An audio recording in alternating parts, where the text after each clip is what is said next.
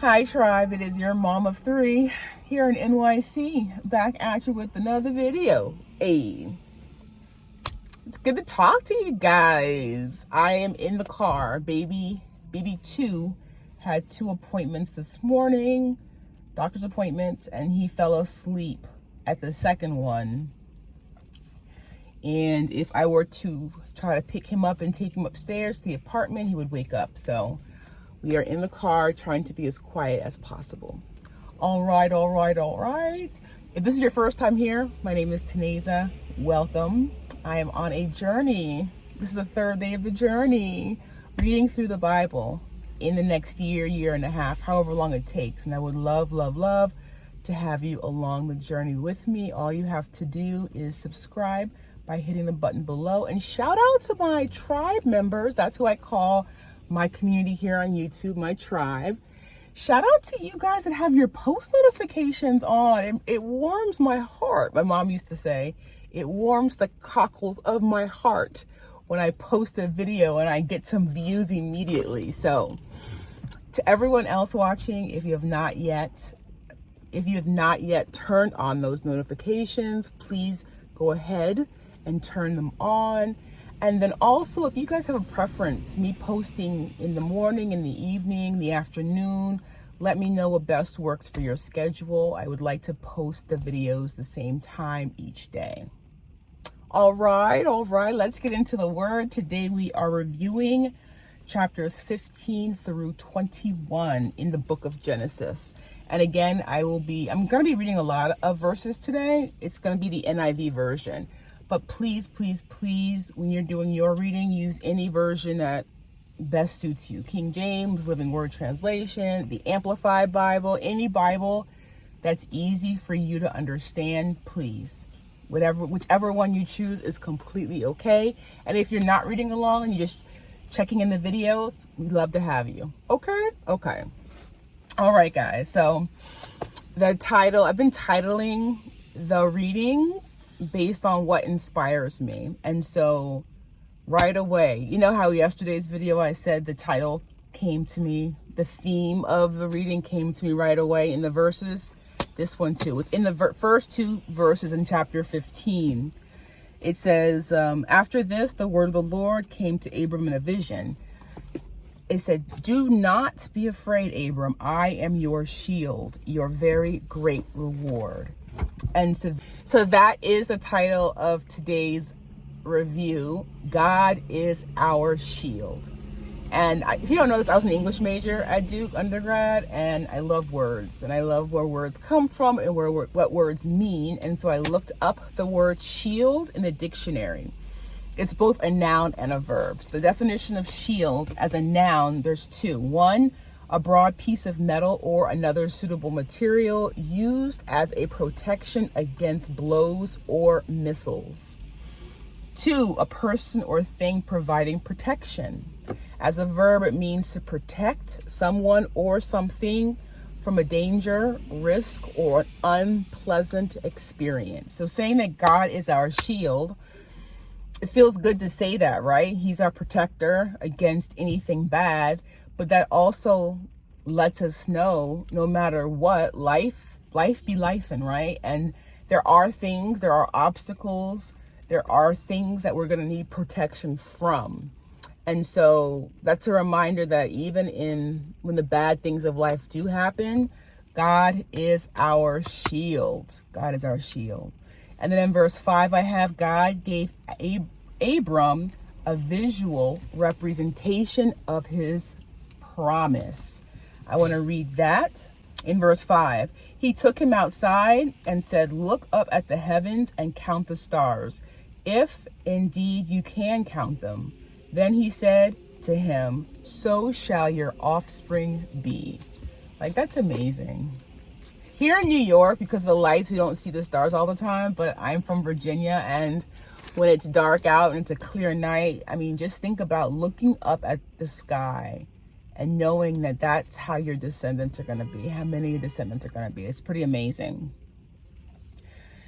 Okay, so as we go in chapter 15, God reaffirms his promise to Abram. in verses 13 through 16. So when God makes us promises, I think of that as like a positive thing. When God makes me a promise, it's going to be a good thing, right? But sometimes bad things are going to happen, and he lets Abram know this ahead of time. And I'll read verses 13 through 16 for you guys. The Lord said to him, "Know for certain that your descendants will be strangers in a country not their own.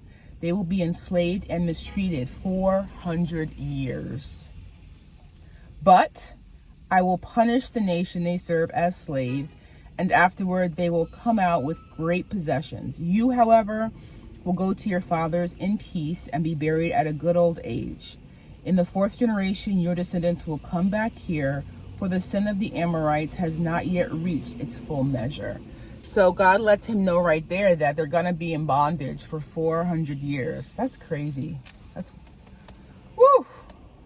Take a moment and think about that, you know? But God is faithful. God is faithful.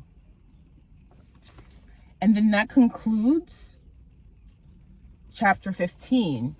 We go on into chapter 16. This is going to begin to talk about Hagar and Ishmael.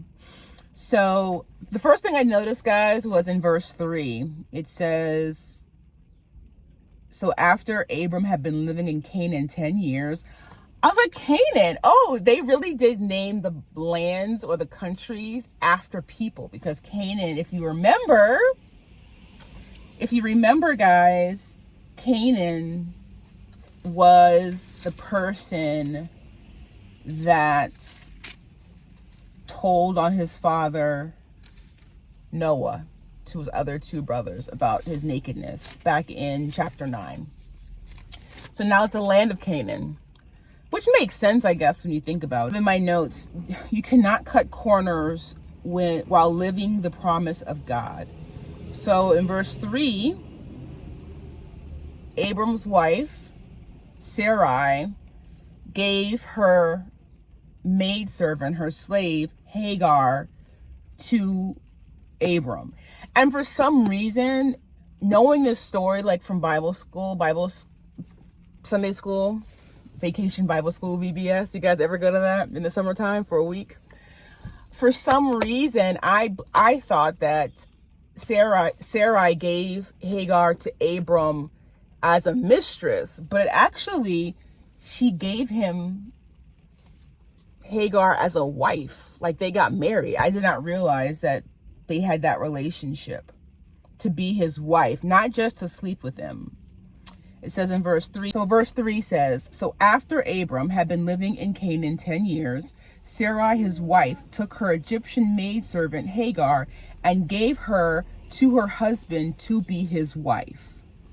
He slept with Hagar and she conceived." And so,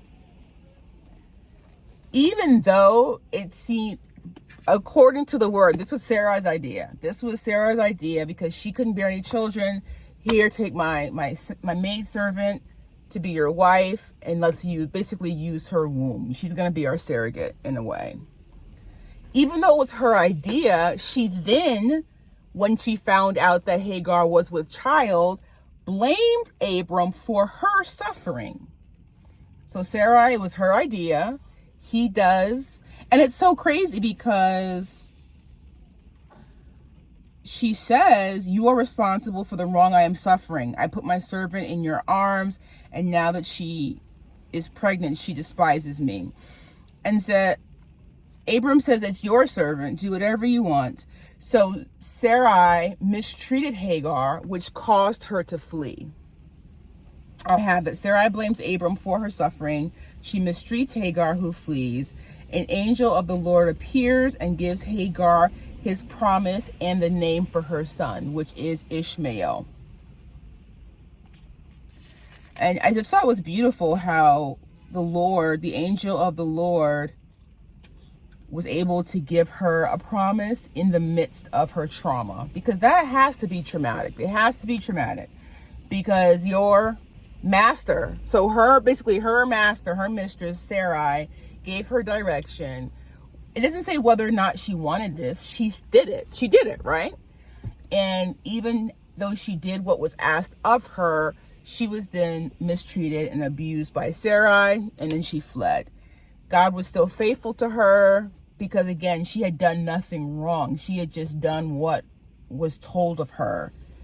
He still gave her the promise that he would take care of her. Okay? Okay. On to chapter 17.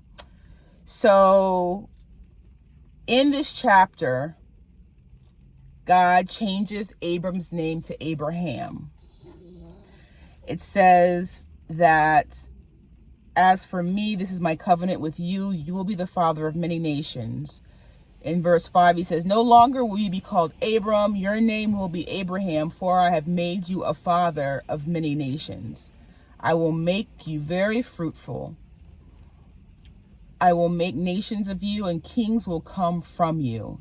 And as a sign of the covenant, it says in verse 10, this is my covenant with you and your descendants after you. The covenant you are to keep. Every male among you shall be circumcised. You are to undergo circumcision. It will be the sign of the covenant between me and you. I thought about my two sons. So I have two sons. BB1 is 6. He was born in 2016. And BB2 is 2.5. He was born in 2020. So BB1 was circumcised. He was born on a Friday, and I believe they circumcised him that following Saturday. BB2, I have a whole story time about my labor and delivery. It was crazy because the vid had hit, and I could not have anyone with me. I had to labor by myself, deliver by myself. There was no partner, no parent, no. I had to be by myself. And that was really tough, but God was faithful and everything worked out. They were not, because of the vid, they did not have the staff to circumcise him. And so he was not circumcised right away. He was not circumcised until he was 3 months old, I believe. But what's so crazy is that they did have the option of a rabbi to come to our home to circumcise him there. I just felt like it was not sterile enough. And so I did not use that option, but that actually was an option for a rabbi to come to circumcise him when he was 8 days old in our apartment. And I passed on it. He ended up getting it done at the doctor's office. But that was just like, wow, that this happened, thousands of years ago. And so in verses 10 through 12, I have every male to be circumcised. God gives Abraham in verse 15 his promise for Sarah. He changed her name from Sarai. So in verse 15, he says to Abraham, as for Sarai, your wife, you are no longer to call her Sarai. Her name will be Sarah. I will bless her and will surely give you a son by her. I will bless her so that she will be the mother of nations. King of peoples will come from her. And as I'm reading this, I'm thinking how faithful and good God is. Even after she thought she was taking matters into her own hands by having her servant Hagar marry Abraham, then Abram, even though she did that, which was not God's will, even though she got angry at both Abram and Hagar when Hagar became pregnant, she mistreated her so badly, Hagar ended up fleeing. God was still faithful to the promise that he had made with Abraham. Descendants like stars in the sky, he said in chapter 15, he still was faithful and he still made the promise that he would have children through his wife, Sarah. In verse 17, it says that Abraham fell face down. He laughed and he said to himself, I was like, oh no, why would you? God is God. How dare you? For me, laughing was blasphemous. But then I thought it may have seemed crazy because he was going to be 100 years old.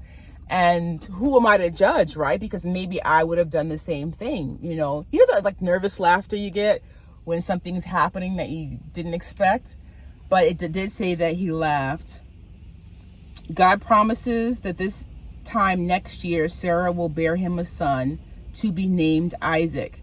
In verse 23, I have Abraham was obedient and got circumcised at 99 years old.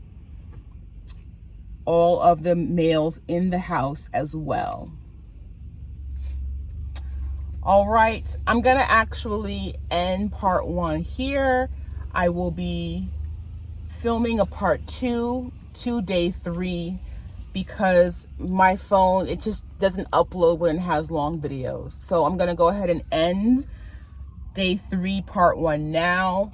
I will definitely link the second part to this video below. Please make sure you check it out. I'll see you in the next video, tribe.